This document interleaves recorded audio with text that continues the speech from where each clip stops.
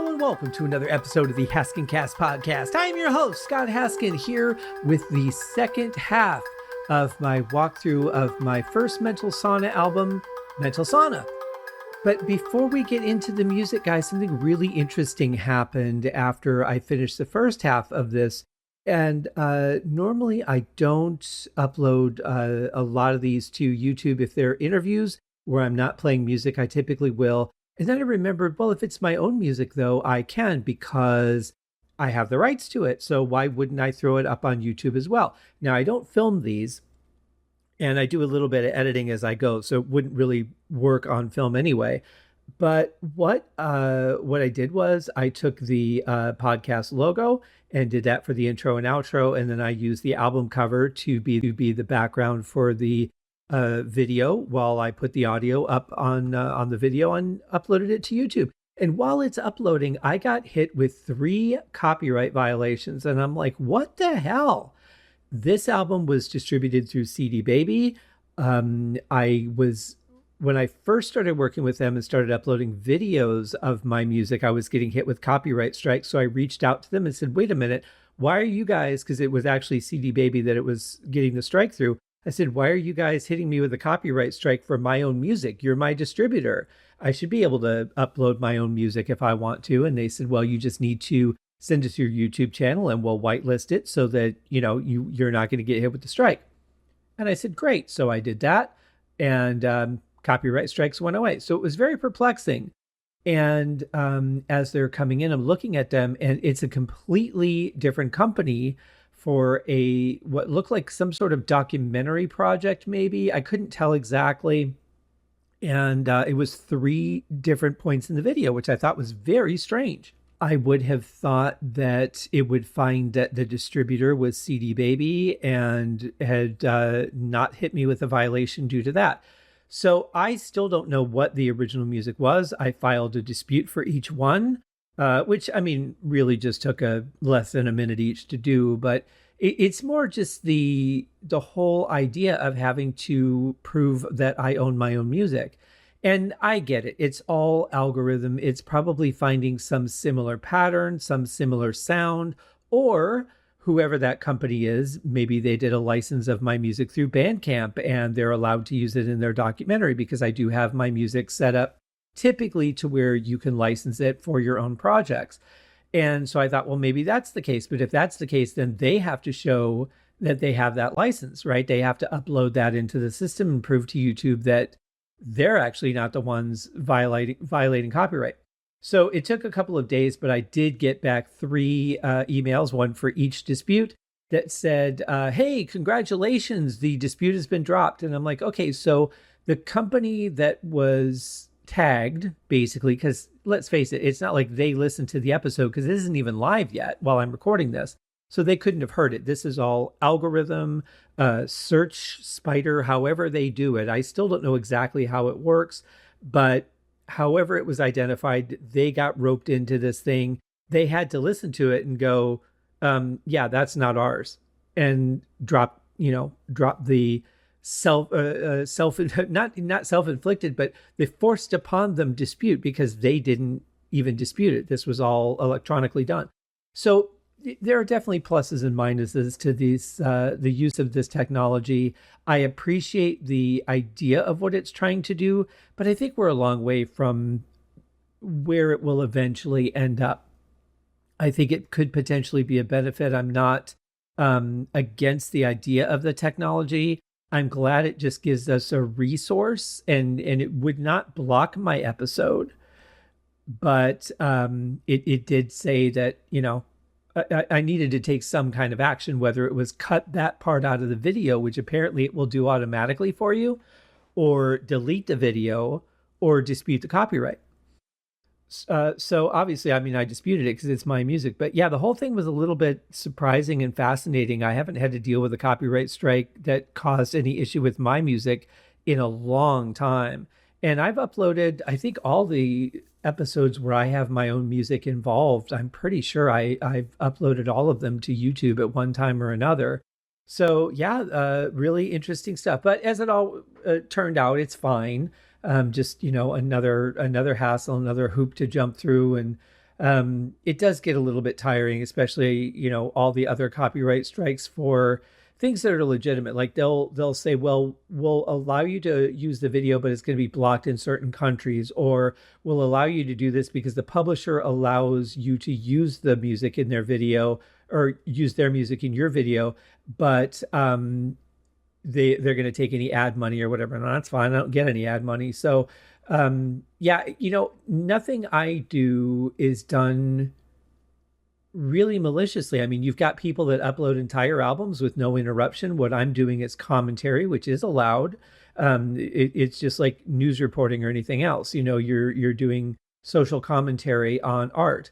And when you get hit with the Spotify violations, if you have a podcast that is uploaded through Spotify and hosted by Spotify, for Uriah Heep, I've been hit with over 600 copyright violation inquiries, which is interesting because I only have 399 episodes. But sometimes that is because a song might have multiple publishers, and both publishers are, hitting you with a copyright strike. Again, not them doing it. It's the algorithm. It's the program that they're using. And that's fine. But the problem I have with it is that you have to dispute everyone individually. And it's always the exact same answer. I'm allowed to use this. There's commentary in between. I'm not just uploading their music and letting people rip it for free. It's all broken up into sections with commentary in between. So I should be able to just hit a button that says all episodes work this way. There are no episodes where I have, played a song in its entirety or played, more than whatever the standard might be. Like if they want to set it at 2 minutes or a minute or whatever, that's fine, because I don't think I ever play a clip that very, very rarely do I ever play a clip that goes that long. So, yeah, I don't know. It does get a bit frustrating, but yeah, over 600 violations on Uriah Heep, the Magician's Podcast. Very few violations here. Every song, though, on YouTube for Uriah Heep, the Magician's Podcast, or Deep Purple Smoke on the podcast has gotten a copyright notice, but none of them have prevented me from using the material the way that I use it in commentary. And some of you guys might be saying, yeah, but you're endorsed by Uriah Heep to do the Magician's Podcast. That is true. I am. Mick, who owns Uriah Heep, was kind enough to endorse the podcast, give me a logo that says endorsed by Uriah Heep, which I treasure to this day. But he doesn't own the publishing to all the songs. Publishing companies do, and they're the ones that would be deciding, yes, I'm going to allow this. No, I'm not. Yes, I'll allow it, but with this restriction, that sort of thing. And then that goes into the program that detects copyright violation. Anyway, I think eventually it'll get a lot better, but a lot of this technology that people are frustrated with is still in the early stages. And I could hope it develops in a positive direction and becomes a little more, interactive friendly would be really nice. But I don't know. We'll see where it all goes. But I thought you might find that story amusing of what happened. So I'll be curious when I upload this half to see if it happens again, especially if it's with the same people and the same documentary or whatever the piece is. I wasn't able to locate a copy of it to be able to watch it and see what it contained. So yeah, very interesting nonetheless. But I was very happy to get those emails that said, hey, everything's fine. So now, let's get back into the music. We have 18 songs on this album, my very first Mental Sauna album. We covered the first 9 in the first episode last month. And now we're going to cover, as you would say in golf, the back 9. And let's see, where are we at? So our last song was the title track of Mental Sauna. Our next song up is Calming Visions. And as I recall, the idea of this came from me trying to learn how to meditate, which I'm still not very good at. And maybe just trying to find images or something that I could use to relax my brain, because my brain typically cannot, I have not found a way to make it relax, which is part of what I have hoped to do with this series. And it has worked for some people. I've gotten really good feedback on it. But for myself, even I can't use my own music, because I'll be like, oh, I should have mixed this differently. Or, that instrument was an interesting choice. Or why did I do that? Or I remember that. And I won't be able to relax because I'm focused too much on critiquing my own music. So it's really an interesting thing. However, Mental Sauna 3, Christmas Inflections, is the one album I can actually do that with. I can actually just shut off because there were decisions made for the first song, and that became the template for all the other things, except for, a couple things that were added here and there. But for the most part, that template is the entire album. So it's not like I threw in a bunch of instruments, I have any distractions, I have a lot to think about. I can just enjoy the tone of the album. And I honestly, I think that's one of my best productions. But yeah, with this, I can't. But that was something that I was hoping to do for others. So Calming Visions was kind of the idea of just utilizing images or concepts in your mind to be able to relax it enough to meditate. And here's a bit of that song.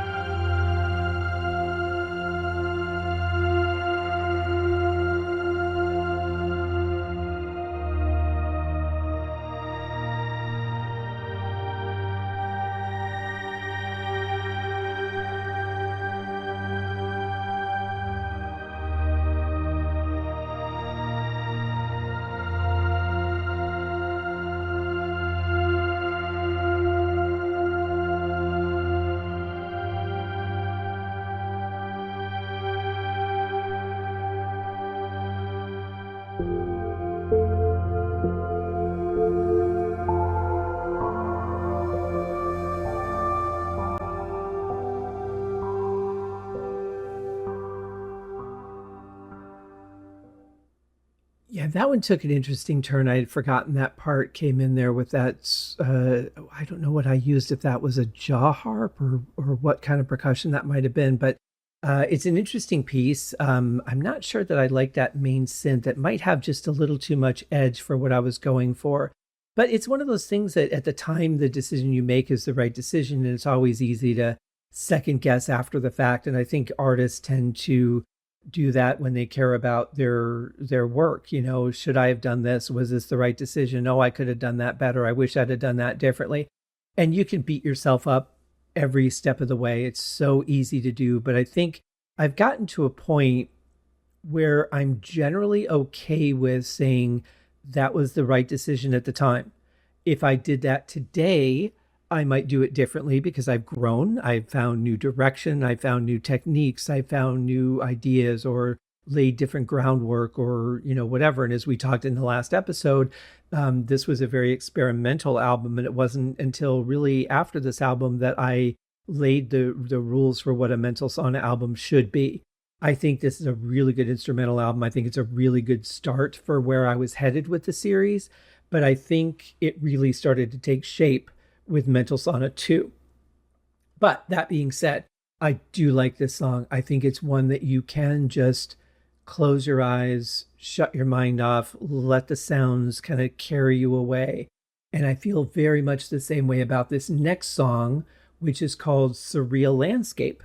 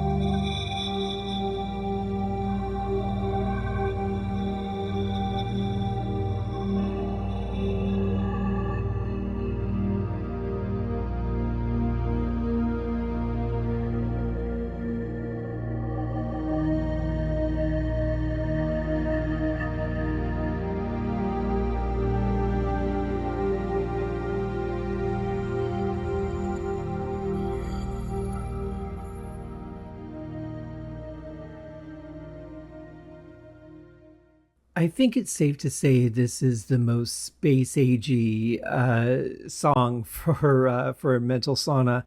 It would be interesting to do a like mental sauna outer space or something like that. That's something I could do. I also might not do that, but it's it's an idea, and that is going to go on my potential project list now that I'm thinking about it. Somebody suggested, I can't remember who it was now, but somebody had suggested I do a metal sauna album, and I thought, boy, how do you do that with distorted guitar and heavy sounds? That would be a challenge. May experiment with that a little bit too. I do have my next album in mind. I've got it plotted out. I haven't started writing it yet, but it's a concept album, and that's all I'll say for now. Except that it came off of a paranormal themed podcast. Something they talked about inspired an idea in me. So that's my next potential project, or at least so far. Although it is time for me to do a remake album instead of a new album, but I'm really excited about this. So maybe I'll work on both at the same time. I don't know. We'll see how it goes. Fortunately, I'm just about 2 months ahead on podcasts. So, except for a couple of fill-in episodes I'm doing, but hopefully that will allow me the time to just put the podcast aside for a little bit and work on some music, because I've got so much music, even just to mix and put out. I've got soundtracks that have been sitting there just waiting for me to mix and master them. But anyway, so a very space agey type song, and there might be people that identify with that. It is a little bit cold. I remember trying to find like a good tape plug-in to warm it up a little bit. And I think if I remember right, I used the, was it ADT reel from Waves or the Abbey Road one? I can't remember, but I used one of those on this to, add a little bit of warmth to those synths. And I think it worked out pretty well. I think it's one of those things where, it's to taste. You could always add a little bit more and it would be fine. And some people are going to like it, some people aren't. So it's just one of those things. But Space Agey tends to be a little bit cold in concept, so I'm not really sure how that would work as an album. But it's something I'll put in the back of my head anyway.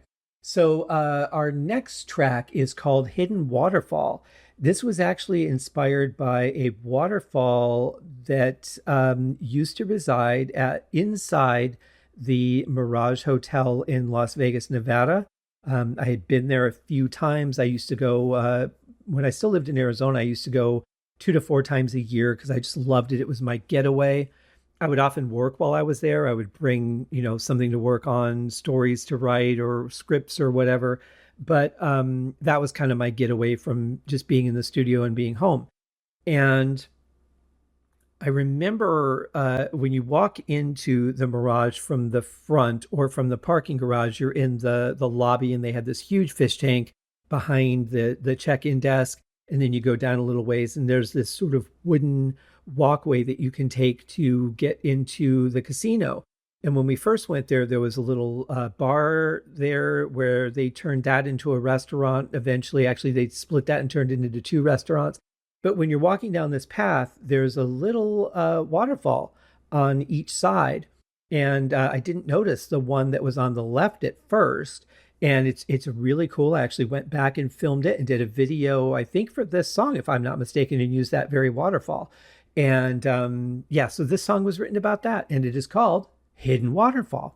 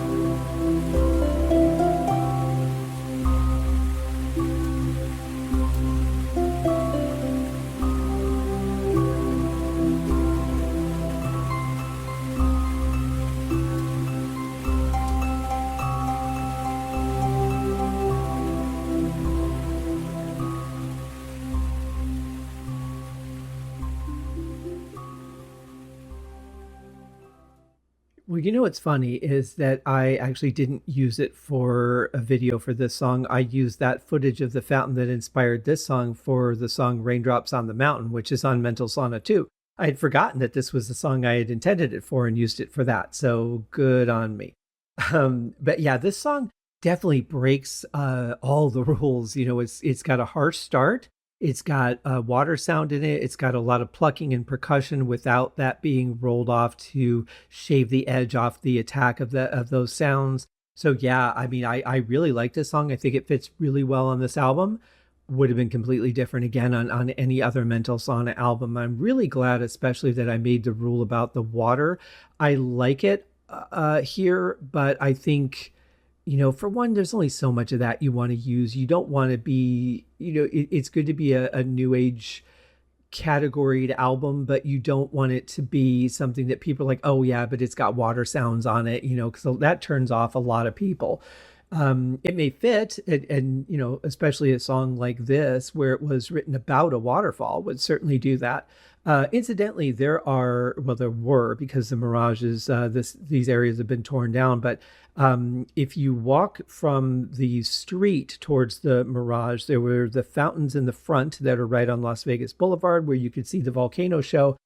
But interestingly, if you walk around the back of that display, where, you know, but stay on that side of the road, don't cross it into the hotel, there were like 3 or 4 little water fountains. I got videos of all of those that I'll use for footage for something or other, but they were so enjoyable. Just these little bitty waterfalls nestled into the back of these big rocks, and so enjoyable. You could get away from the noise. It was really the only peaceful spot on the strip, to be honest, because it was just far away enough from all the activity, from all the music that you're bombarded with walking along the strip, all the crowd noises, because everything else was on the other side of the rocks. If the volcano show was going on, obviously you would hear that, but it was just a wonderful little place to get away from everything. It was my favorite spot to stop on the strip on my walks and take a break. And it's very sad to me that was destroyed to make room for just a different shaped hotel. Anyway, that's enough of that. But yeah, Hidden Waterfall, I really like the song, but again, just wouldn't work for the concept going forward. Speaking of which, our next one definitely also fits that category. I love this song though, but definitely only works on this album, and it is called Island Breeze.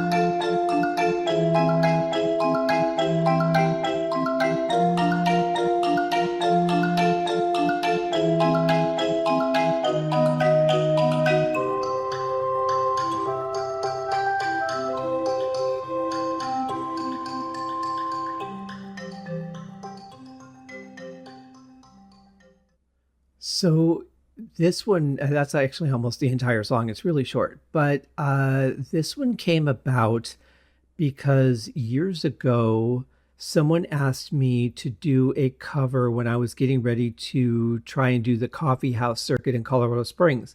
And she said that one of her favorite songs was "You're So Cool" by Hans Zimmer from the True Romance soundtrack. And I wasn't familiar with it, so I went out and got the soundtrack and I listened to it, and I was like, wow, that is a really cool song, and proceeded to do a hideous cover version of it. I mean, it's not listenable if you like the song, although she was very polite and said that she liked it.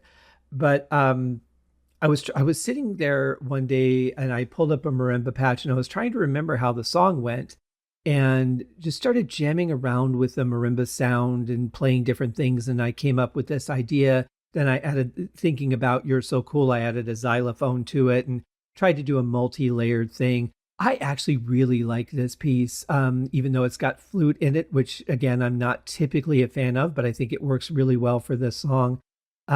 It definitely just makes me think of standing there on a beach on a tropical island, which I've never actually done. So I don't know what it feels like exactly. I've been to the beaches in Michigan, to Metro Beach. I've been to Newport Beach and Huntington Beach in California.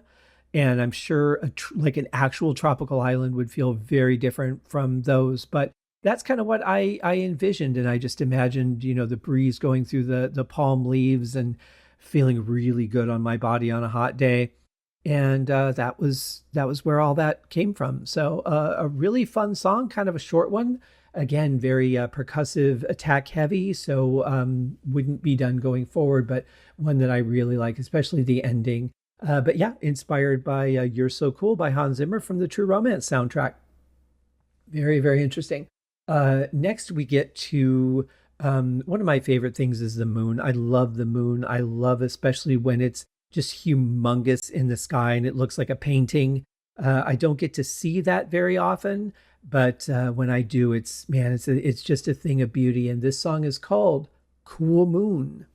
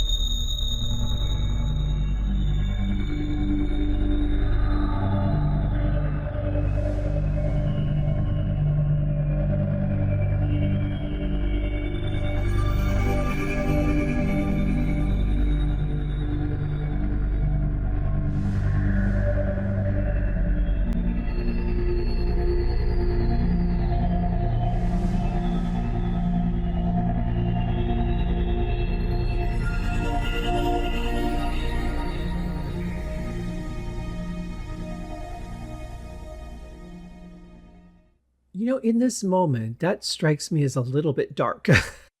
Don't think I quite realized how dark that was, or maybe it's just the moment I'm in right now where it feels that way. But it is a slightly edgy song, I would say. But if you're still listening, if your concept was to just put the headphones on and drift off, if you've made it to song 14, I have not done my job. And this album may or may not allow you that license, because there are a lot of songs that might bring you out of a relaxed state, which, we'll see going forward is not really the case. But on this album for sure. But yeah, it is dark. I'm pretty sure I used a synth from Vapor as that lead oscillating synth that we had there. And definitely some cool tones. I can't remember if I tried to use a tape emulator to warm this up or not, but it does have a bit of a dark edge to it, I would say. Might be a good background for playing something like Dungeons and Dragons, though. That could be a potential use. So let's warm things up and go back to some, maybe feel better music. And our next song is a concept that I absolutely love and have never been able to experience, but it's called Floating on a Cloud.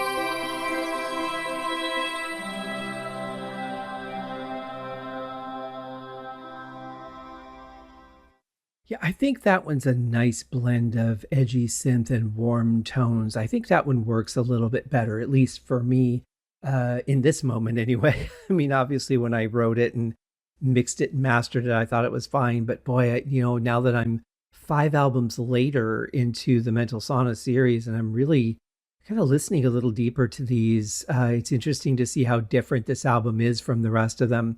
Anyway, let's move on. Our next song, going along with the relaxation, with the deprivation tank and all of that, would be a song called Liquidity.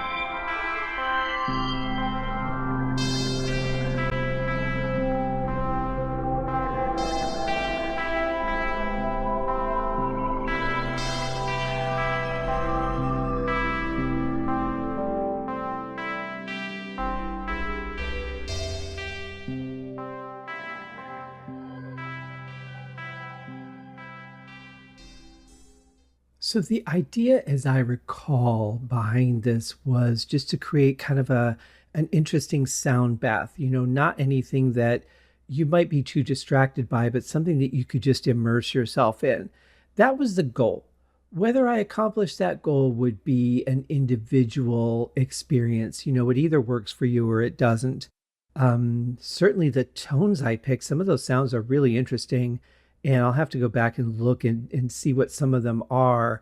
I'm just curious now because I don't recall a couple of those tones. I don't recall what they might be. I mean, I've got hundreds of thousands of sounds, guys. There's certain ones that because you use them often or you come across them a lot in your searches, but there's so many that I have that I've just I found this in a search and I'm like, oh, this would be perfect for that. And I use it and never see it again. Fortunately, one of the things that I do and would come in handy if I ever did have to, verify a copywriter that I was the composer on anything that I wrote is I have all the what I make are patch lists, which list every sound I used, where it came from. I have the original MIDI file, so it's got my performance, any notes. It's got the date that I wrote it because that's encoded into the file. A lot of stuff. And then of course there's the publishing date whenever I publish it on BandCamp or CD Baby or DistroKid or wherever. Yeah, so those are very helpful. So I can go back to that patch list, and if I still don't know which sound it is that I'm hearing, I can pull it up because I have the map. I know which program it comes from or which sound library it comes from, and I know the path within that sound library. Some sound libraries have, tons of folders, and within those folders, there's the different sounds or sometimes subfolders and then sounds. So I'll put that entire path on the patch list. So if I need to pull up a sound for some reason, I know exactly how to get right back to it. And that's really important. And I save it in Excel. I have a little template, but I also save it as a PDF. And it's a good thing I do, because when I went back to check something on this album, I noticed that the Excel type, whatever it was that I used, is no longer recognized by Excel for some reason. I would have to open Excel and then open the file from inside Excel instead of double clicking on it and having it open Excel for some reason. I don't know why, because it was created and saved in Excel. But I also save them in PDF because that's a more universal format. So, and as I find those, then I go back and I'm like, all right, let me convert all these real quick. But I always have them in PDF format, so I should never lose access to those. It's one of those things I learned very early on, and very happily have access to all the stuff I've ever done, which is great. There's very little data. There's a couple of songs that I wrote early on that I don't have the finish date for, and obviously never will, and that's okay. It doesn't really hurt me to not have that. I know around the time that they were written, but other than that, yeah, I'm pretty good at labeling and keeping things cataloged very well. I was going to say categorized, but that's not it. I'm terrible at categories, but I'm good at cataloging. Very good at that. In fact, my old roommate Scott used to call me an archivist because I was so good at that kind of organization. Anyway, let's move on to our next song. We only have 2 more to go, guys, for Mental Sauna 1. Our next song, second to last, is called The Sacred Place.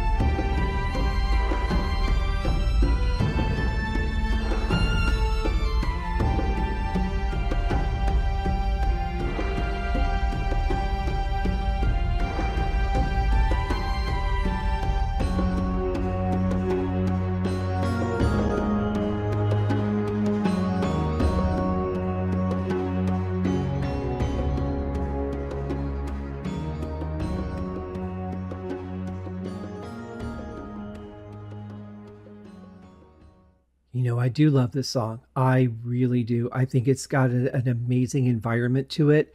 It was inspired by just the idea of exploring like an Egyptian pyramid or something. And some place that had, an element of worship's not the right idea, but a place that is very important to a group of people.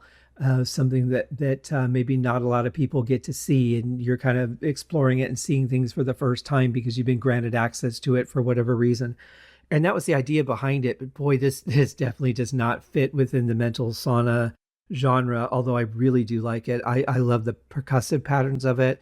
The only thing I might change if I were to have done this on like just an instrumental album and not a mental sauna album is I do like the violin sound on this, but maybe change that out for like an Egyptian style woodwind or something like that. That might be something I would have done had this been just on a regular instrumental album, because I like the violin sound on it, but I think something else would fit the motif of the song a little bit better. But overall, yeah, I've always really loved that one. I was so into writing it. I remember I didn't want to stop. I'm like, you have to stop. You have to. I mean, songs can only be so long, even on a relaxation album. In fact, I think there's something to be said. If you're writing the right kind of relaxation music, those songs can be very long. When we get to, talking about Mental Sauna Worlds, which I think I've already covered on this podcast, it's only 5 songs and each of them are 10 minutes. Just because I want, long meditations and just doing something a little bit different, providing something a little bit different for the mental sauna audience or mental audience. I don't know. There's got to be a way to say that would be way more fun than that. But yeah, so good song. I really, really like it. Does it fit within the mental sauna motif? No. Does it work for this album? Absolutely. I think so. Our last track is called Voice on the Wind.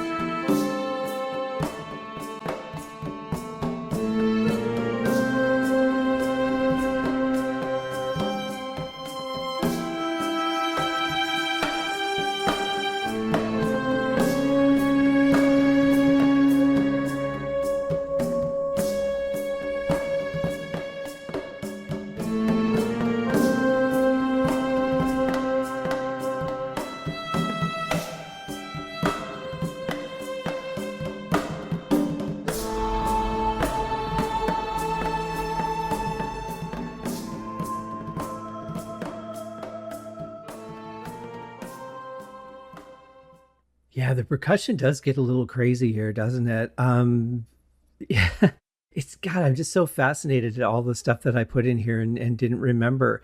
It's interesting how you can spend so much time creating something and then you distance yourself from it from long enough. Not on purpose. I just don't listen to my own stuff a whole lot. And usually when I do, it's just something specific I want to hear or double check or remind myself of or whatever. And it's really interesting how much percussion is on this album, especially with this. This gets pretty wild here. And I remember playing it too, but not thinking anything of it. I'm like, this is just what the song needs. The song, as you start writing it, a lot of times will interact with you, I think, as much as you interact with it as a writer. And there's spots that are empty and it says, I need something here. Sometimes it'll say, I could really use some percussion here or whatever. And at least that's the way I often work with music. And I find it such an interesting partnership, because sometimes I feel like I'm just dictating whatever comes to me with through my fingers and the keys, or putting it on staff paper. And other times I feel like I'm really the driving force. And other times I feel like the song and I are working together to create it. I feel like it's telling me it needs something. It needs another layer. It needs percussion. It needs this sound or that sound or whatever.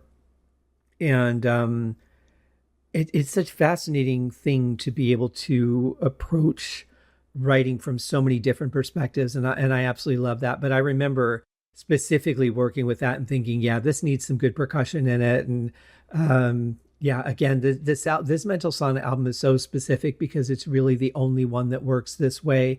I think there's maybe a little bit of bleed here and there into Mental Sauna 2, but for the most part, any percussion, I at least rolled off the attack, if I remember right, and made it work the way I wanted it to work. So anyway, there's that, guys. We covered the album. Took us a couple of episodes because there's a lot of songs. 18 songs is a lot for one album, for sure. But I really enjoyed going through these songs, sharing them with you. I hope that you guys enjoyed listening to them.